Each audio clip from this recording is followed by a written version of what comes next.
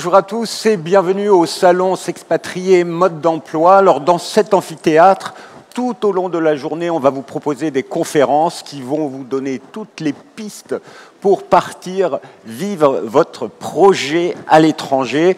Vous pourrez échanger avec les différents intervenants, que ce soit dans la salle ou que ce soit sur leur stand. Alors, avant de commencer, j'invite Pauline Carmona à venir me rejoindre. C'est la directrice des Français à l'étranger de l'administration consulaire pour un petit mot de lancement. Merci beaucoup. Bonjour à toutes et à tous.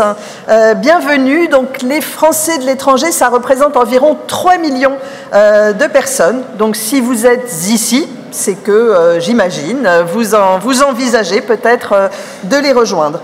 On est là toute la journée pour vous accompagner, vous préparer au départ. Bienvenue au salon. Vous le verrez, il y a des experts, des stands sur un très grand nombre de sujets, des sujets clés auxquels on doit s'intéresser avant de partir, pas seulement une fois qu'on est à l'étranger, mais avant de partir. C'est très important de bien se préparer au départ, qu'il s'agisse de la fiscalité, de la retraite, de l'emploi, de l'éducation. Donc faites le tour des stands, posez-leur leurs questions, prenez les contacts. En tant que directrice des Français à l'étranger au ministère de l'Europe et des Affaires étrangères, je voulais vous partager également quelques informations.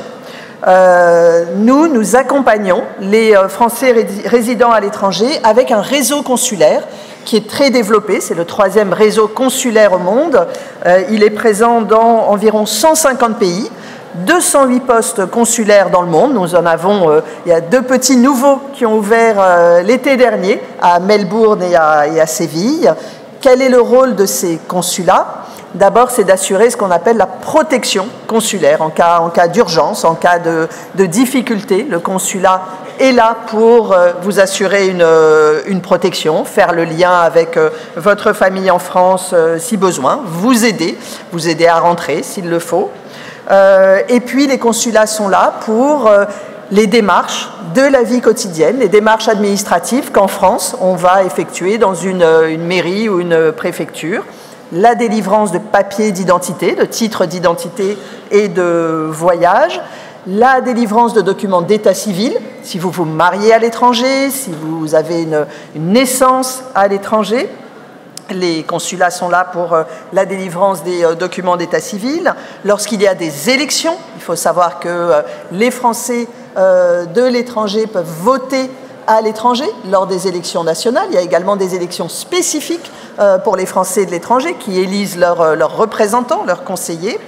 Il faut savoir aussi que nous sommes engagés dans une démarche de modernisation de nos services consulaires, démarche de modernisation, de simplification.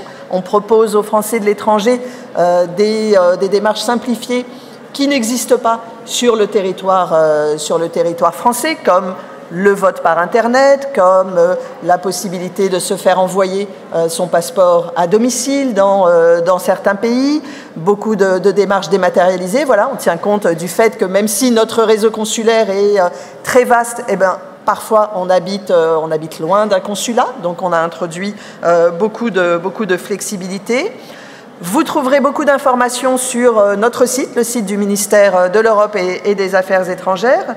Regardez également le site France Diplomatie, vous trouverez beaucoup d'informations. J'avais 2 messages principaux à vous passer avant le départ. Le premier message, c'est le caractère absolument essentiel de souscrire une assurance santé, une assurance rapatriement. Les soins de santé peuvent être extrêmement onéreux à l'étranger. Un rapatriement, ça peut monter jusqu'à 200 000 €, donc absolument indispensable de s'en préoccuper avant de souscrire une assurance. Le deuxième message, c'est si vous partez, que vous résidez à l'étranger pour plus de 6 mois, inscrivez-vous au registre des Français établis hors de France. L'inscription est facile, elle peut se faire en ligne sur le site Service Public. C'est très important, ça permet au consulat de savoir que vous êtes dans le pays en cas de crise, de pouvoir vous contacter. Ça permet également de faciliter les démarches. Vous êtes enregistré si vous avez besoin de venir au consulat pour une carte d'identité, un passeport. ça ira plus vite. Vos documents sont déjà enregistrés. Ça permet aussi, si vous avez des enfants scolarisés dans le réseau de l'enseignement français à l'étranger et sous conditions de ressources, de pouvoir bénéficier de bourses scolaires. Donc voilà, le message, inscrivez-vous au registre, même si le registre n'est pas obligatoire. C'est vraiment important de pouvoir garder ainsi le lien avec votre antenne consulaire. Je vous souhaite une excellente journée. L'équipe est à votre disposition pour vous renseigner et surtout, excellent départ pour une prochaine expatriation. Merci beaucoup. Merci beaucoup, Madame Carmona. Vous l'avez compris, nous avons la chance ici en France d'avoir une administration qui nous accompagne quand on a un projet de départ à l'étranger. Et vous avez la chance que tous les acteurs sont réunis ici présents. Vous pouvez aller les rencontrer. Le stand du ministère est juste derrière et de ce côté-là de la salle. Et je veux juste rappeler que le ministère de l'Europe et des Affaires étrangères est un des co-organisateurs de ce salon avec différents acteurs clés, dont le Centre de liaison européenne et internationale de sécurité sociale, la Direction des impôts des non-résidents, l'assurance retraite, les notaires de France, le groupe Malakoff Humanisme. Toutes ces personnes vont intervenir ici, vous pourrez les interroger en live et puis vous pourrez également les rencontrer sur leur stand. Je vous propose une courte pause, le temps de faire monter sur scène les intervenants de la prochaine conférence où il s'agira de vivre sa retraite à l'étranger. À tout de suite.